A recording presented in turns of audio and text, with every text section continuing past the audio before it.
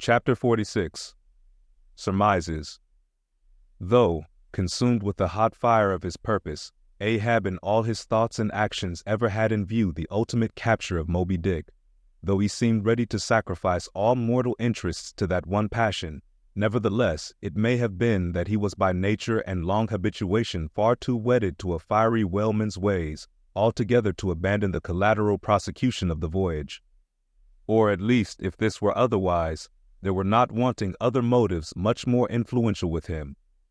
It would be refining too much, perhaps, even considering his monomania, to hint that his vindictiveness towards the white whale might have possibly extended itself in some degree to all sperm whales, and that the more monsters he slew by so much, the more he multiplied the chances that each subsequently encountered whale would prove to be the hated one he hunted.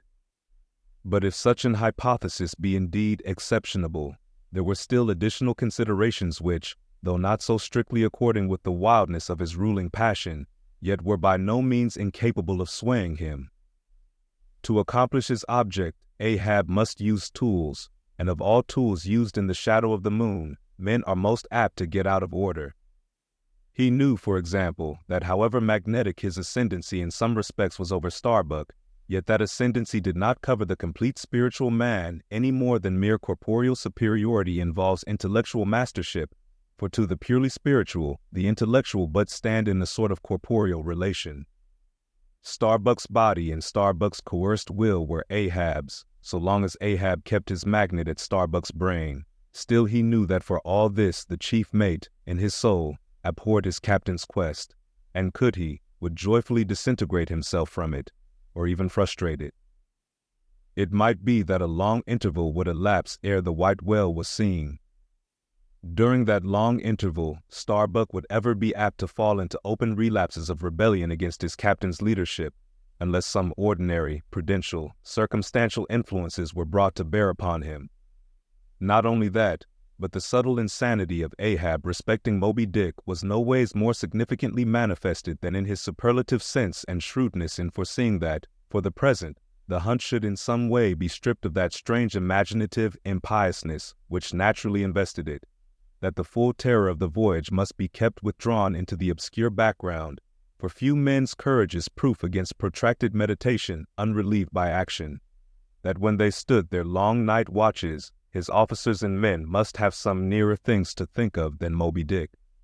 For however eagerly and impetuously the savage crew had hailed the announcement of his quest, yet all sailors of all sorts are more or less capricious and unreliable. They live in the varying outer weather, and they inhale its fickleness, and when retained for any object remote and blank in the pursuit, however promissory of life and passion in the end, it is above all things requisite that temporary interests and employments should intervene and hold them healthily suspended for the final dash. Nor was Ahab unmindful of another thing. In times of strong emotion mankind disdain all base considerations, but such times are evanescent. The permanent constitutional condition of the manufactured man, thought Ahab, is sordidness. Granting that the white whale fully incites the hearts of this my savage crew, and playing round their savageness even breeds a certain generous knight-errantism in them, still, while for the love of it they give chase to Moby Dick, they must also have food for their more common, daily appetites. For even the high-lifted and chivalric crusaders of old times were not content to traverse 2,000 miles of land to fight for their holy sepulchre, without committing burglaries, picking pockets, and gaining other pious perquisites by the way. Had they been strictly held to their one final and romantic object, that final and romantic object too many would have turned from in disgust. I will not strip these men, thought Ahab, of all hopes of cash. Cash. They may scorn cash now, but let some months go by, and no prospective promise of it to them, and then this same quiescent cash all at once mutinying in them, this same cash would soon cashier Ahab. Nor was there wanting still another precautionary motive more related to Ahab personally.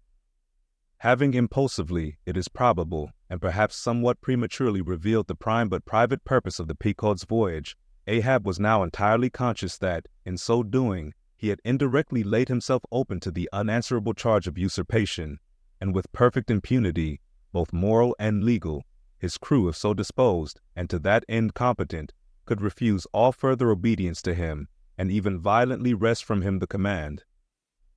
From even the barely hinted imputation of usurpation and the possible consequences of such a suppressed impression gaining ground, Ahab must of course have been most anxious to protect himself.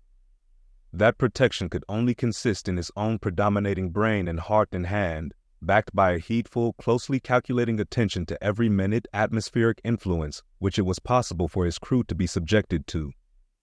For all these reasons then, and others perhaps too analytic to be verbally developed here, Ahab plainly saw that he must still in a good degree continue true to the natural, nominal purpose of the Pequod's voyage, observe all customary usages, and not only that, but force himself to evince all his well-known passionate interest in the general pursuit of his profession.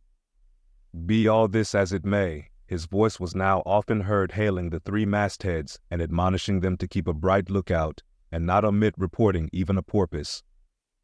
This vigilance was not long without reward. Speed up your reading and enhance your memory with Moby Dick by your side. Choose the tactile joy of a physical book or the convenience of Kindle, and discover a deeper way to dive into this classic. Pairing the audiobook with the text takes your understanding and retention to the next level. Ready to transform your literary experience? Check the link in the description and pick the perfect format for you. With EchoTales Audiobooks, Moby Dick awaits. Dive deeper, read faster, remember more. Get your book now.